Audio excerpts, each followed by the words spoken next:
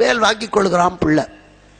இன்னைக்கு இந்த வேல் வாங்குற காட்சிய இன்னைக்கும் இத்தனை அறிவில முதிர்ந்து விட்டோம், அநியாயத்தில் பெருகி விட்டோம் சொல்லுகிற அத்தனை பேரும் கண்கூடாக காணக்கூடியது சிக்கலுக்கு போடும். நாகப்பட்டினத்துக்கு பக்கத்தில் இன்னைக்கும் அம்பாள் சன்னதி கீழே இருக்கும், முருகன் சன்னதி மேல இருக்கும். அங்கிருந்து முருகனை கொண்டு வருவார்கள், சூரசம்ஹாரத்துக்காக வேல் வாங்க வருவான். எல்லா ஊர்லயும் இருக்கிற மாதிரி பஞ்சலோகத்துல செய்த விக்கிரகம் தான். இன்னைக்கோ நேத்திக்கோ அதுல ட்ரிக் பண்ணி செஞ்சதில்லை. அது எத்தனையோ ஆயிரம் காலத்துக்கு முன்னால செய்யப்பட்ட சிலை. உங்க ஊர் கோயில்ல இருக்கிறது அதேதான். அந்த விக்கிரகத்தை எடுத்துக்கொண்டு வருவார்கள், அம்பாள் சந்நிதியில நிறுத்தி மந்திரங்களை சொல்லி சொல்லி குறுக்கி நடுக்கி சாமியை கொண்டு போவார்கள். அம்பாள் கையிலிருந்து வேலை வாங்கி முருகன் கிட்ட கொடுப்பாங்க. அந்த வேலை வாங்குற போது அந்த செப்பு திருமேனியில முத்து முத்தா வியர்க்கும். யார் வேணா பார்க்கலாம், யார் வேணா பார்க்கலாம். இதுல மூடு மந்திரம் எல்லாம் இல்ல. அது அந்த அர்ச்சகர் அந்த முகத்தை எல்லாம் துடைப்பார், முருகனோட முகத்தை தொடச்சி தொடச்சி அந்த வேல் வாங்கி முடிக்கிறதுக்குள்ள அந்த துண்டு ஈரமா போயிடு, புழிஞ்சா தண்ணி சொட்டும். இது எதை சொல்றது? இதுல என்ன ட்ரிக் இருக்கு? அற்புதங்கள் என்பது கடவுள் இல்லை என்று சொல்லுகிறவர்கள் இது மாதிரி பல திருத்தலங்களுக்கு போய் பார்த்தால் தான் அறிவுக்கு அப்பாற்பட்ட அதிசயங்கள் நடக்கிற போது நமக்கு மேலே ஒரு சக்தி இருக்கிறது. கன்னியாகுமரிக்கும் சுசீந்திர நாகர்கோயிலுக்கும் சுசீந்திரத்துக்கு இடையில கேரளபுரம்னு ஒரு இடம், அங்க ஒரு பிள்ளையார். எல்லாரும் கோயில இருக்கிற மாதிரி அரச மரத்தடியில் அங்கே 4 பிள்ளையார் இருப்பார். அந்த ஒரு பிள்ளையார் வருஷத்துக்கு 6 மாசம் கருப்பா இருப்பார், 6 மாசம் வெள்ளையா இருப்பார். நான் 10 இடம் பார்த்திருக்கேன். அவர் கருப்பா ஆகிற போது அந்த அரச மரத்து இலை கரும்பச்சையா இருக்கும், அந்த பக்கத்தில் இருக்க கிணத்து தண்ணி கருகருன்னு இருக்கும். நாகர்கோவில்ல சுவாமிக்கு அடியில இருந்து எடுத்து கொடுக்கிற மண்ணு கருத்து நிறமா இருக்கும். அதே வெள்ளையா இருக்கிற போது அந்த இலை முழுக்க வெளிர் பச்சை, தண்ணி நல்லா பால் மாதிரி இருக்கும், அங்க கொடுக்கிற மணல் வெள்ளையா இருக்கும். இது எப்படி நடக்குது? நாகர்கோவில் எங்க இருக்கு, சுசீந்திரம் தாண்டி போற அந்த கோவில் எங்க இருக்கு, இதுக்கு அதுக்கு என்ன ஜாயிண்ட்? மற்ற பிள்ளையார்லாம் அப்படியே தான் இருக்கும். அந்த ஒரு பிள்ளையார் மட்டும் உத்தராயணம் தட்சிணாயணத்துக்கு மாறும். கடைசி ஆகாத கொஞ்சம் கொஞ்சமா கருப்பு கருப்பா புள்ளி வரும். அந்த காலம் வந்த உடனே முழு கருப்பாயிடும். மறுபடியும் கொஞ்சம் கொஞ்சமா அந்த கருப்பு மறையும் வெள்ளையாயிடும். இன்னைக்கும் திருப்புறம்பயத்திலே தேரூரஞ்சம் பிள்ளையார்னு ஒருத்தர், வருஷத்துக்கு ஒரு தடவை தான் அவருக்கு அபிஷேகம். கிட்ட போய் பார்க்கலாம். ஏதோ ஆண்டவனுடைய அருளினாலே கருவறைக்கு அருகிலே போய் சுவாமியை பார்க்கிற அளவுக்கு ஒரு பாக்கியம் எனக்கு கிடைச்சிருக்கு. இதெல்லாம் சொல்றதுனால தலையில ஒன்னும் ஒரு சின்ன மயிரிழ கூட துவாரம் இருக்காது. குடங்குடமா நீங்க தேன் அபிஷேகம் பண்ணா அத்தனை தேனும் பிள்ளையாருக்குள்ள போயிட்டு வெளியே வராது.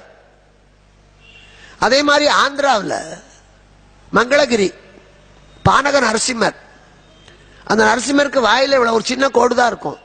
பானகம் தான் நைவேத்தியம். வெளியே பானகம் கரைச்சுக்கிட்டே இருப்பாங்க வெள்ளத்தை போட்டு, ஒரு எறும்பு இருக்காது. அதே பானகத்தை அங்க இருந்து வாங்கி அங்க வச்சு பாருங்க, ஒரு நிமிஷ நேரத்துல எறும்பு வந்து மொய்க்கும். அந்த செய்யற இடத்துல வரவே வராது. அந்த பானகத்தை நீங்க பிரார்த்தனை பண்ணி இவ்வளவு பெரிய அண்டா நிறைய பானகம் கரைச்சுக்கிட்டு போய் அதை எடுத்து எடுத்து அந்த நரசிம்மர் வாயில ஊத்துவாங்க. கரெக்டா நூல் பிடிச்ச மாதிரி அதுல பாதி அண்டா உள்ள போயிடும். அதுக்கு மேல கொப்பளிக்கும். சிலையில இருந்து கலகலகல நம்ம குழந்தை வாந்தி எடுக்கிற மாதிரி கொப்பளிக்கும். அதை வெளியே வர்றதை எடுத்து தான் பிரசாதமா தருவாங்க. சரி, ஒரு பெரிய அண்டாவில் பாதி அண்டா உள்ள போகுது. ஒரு டம்ளர்ல பானகம் கரைச்சிட்டு போறீங்கன்னு வச்சுங்க, பாதி அண்டா உள்ள போற நரசிம்மர் வாயில ஒரு டம்ளர் பானகம் போகணும்ல, அதுலயும் பாதி தான் போகும். ஒரு டம்ளர் பானகம் கொண்டு போனாலும் பாதி டம்ளர் தான் போகும், வெளியே வந்துடும். இது எப்படி எப்படி சொல்லுங்க உங்க பகுத்தறிவு வாதி எல்லாம் முடியாது. அதே மாதிரி இன்னைக்கு திருநள்ளம் என்பது கோனேரி ராஜபுரம் கும்பகோணம் பக்கத்துல, தேடித்தான் போகணும். அதெல்லாம் படிச்சு வச்சுக்கிட்டு அங்கங்க போய் தேடணும். அங்க ஒரு கதை சொல்லுவார்கள். பெரிய நடராஜா 8 அடி உயரம். அங்க அந்த நடராஜா பெரியவர், 8 அடி உயரம். அப்புறம் ஒரு இதுலதான் வச்சிருக்காங்க, கருவறையெல்லாம் கிடையாது. அதுக்கு அந்த கோனேரி ராஜபுரத்துலதான் 4 பக்கத்திலே அக்ரஹாரம். அங்க இருக்கிற வேதியர்கள் தான் உண்மையான வேதியர்கள். எப்படி வாழ வேண்டுமோ வேத சாஸ்திரம் கடித்த பண்டிதர்கள் அங்கதான். அங்க ஒரு அரசன் வருகிறான். நாளை காலைக்குள்ளாக எனக்கு ஒரு 8 அடிக்கு ஒரு நடராஜா பண்ணணும். சிற்பி இருந்தார். சிற்பி சொன்னார், காத்தாலைக்குள்ள பஞ்சலோகத்தை உருக்கி அச்சு பண்ணி அதை ஊத்தி அது காஞ்சி அதை செதுக்கி பண்ண முடியாது. நாளை காலைக்குள்ள நீ நடராஜா கொண்டு வரலன்னா உன் தலையை வெட்டிடுவேன். அந்த 2 பேரும் கணவனும் மனைவியும் பஞ்சலோகம், செம்பு, வெள்ளி, தங்கம், ஈயம், பித்தளை எல்லாத்தையும் சேர்த்து கொதிக்க வைக்கிறாங்க. குழம்பு கொதித்து கொண்டு இருக்கிறது, இன்னும் அச்சு கூட பண்ணல. அப்போ ஒரு முதியவர் அங்க வருகிறார். ஐயா, எனக்கு தாகமா இருக்கு, தண்ணி கொடுங்க. அப்ப அவர் சொன்னார், ஐயா, நாங்க தாழ்ந்த ஜாதி, அதாவது நாமளே தான் தாழ்த்திக்கிறோம், ஆண்டவன் சொல்லல. நீங்க அக்ரஹாரத்துல போய் தண்ணி வாங்கி குடிங்க. இல்லப்பா, நீயே குடு, எங்க கிட்ட தண்ணி இல்ல, இதோ குளம் இருக்கு, போய் குடிங்க. அதோ அங்க அடுப்பு மேல வச்சிருக்கேன், தண்ணியை குடுனார். ஐயா, இது குழம்பு, உலோக குழம்பு, மடமடன் அதை வாங்கி குடிச்சார். வந்தவர் அப்படியே நடராஜாவாயிட்டார். இது அந்த கதை. ஆனா அதுல என்ன அற்புதம்னா, அந்த நடராஜாவுக்கு கையில ரேகைகள் தெரியும், எந்த நடராஜாவுக்கும் கிடையாது. அந்த நடராஜாவுக்கு கையில ரேகை தெரியும். இந்த அள்ளையில நமக்கு இருக்கிற மாதிரி மரு இருக்கு, நமக்கு இருக்கிற மாதிரி மருன்னு ஒண்ணு வருமே, இது மாதிரி அந்த மரு இருக்கு. கிட்ட போய் தொட்டு பாருங்க. நான் தான் போய் தொட்டு பார்த்தேன், படிச்சுட்டு போனேன். கேட்டவொன்னே அவன் தெரிஞ்சுக்கிட்டா, இவங்க தெரிஞ்சுக்கிட்டு தான் வந்திருக்காங்க. இந்த அற்புதம் எப்படி நடக்குது? அது சிக்கல் அற்புதம், ஒரு சிக்கல் இல்லாத அற்புதம்.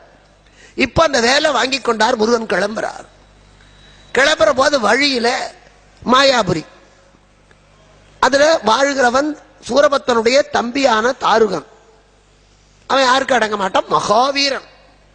அவன் தான் திருமாலோடு சண்டை போட்ட போது சிவபெருமான் அருளினாலே இவர்களுக்கு அவர் சக்தி இல்லாமல் வேறு எந்த சக்தியால அழிவில்லை என்ற காரணத்தினாலே திருமாலோட சக்கரம் கூட பயனில்லை.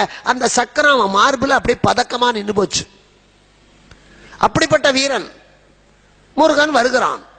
இன்னும் ஒண்ணு, கந்தபுராணத்துல வழிநடை, அது என்னைக்கு எழுதுனது, ஸ்காந்தம் எழுதுறது எத்தனை கோடி ஆண்டுகள்னு தெரியாது. இன்னைக்கு வரலாற்றை பார்க்கிற போது இருக்கிறது. 30,000 ஆண்டுகளுக்கு முன்னாலே ஆதியாக வாழ்ந்த அந்த பெண் நடந்து போன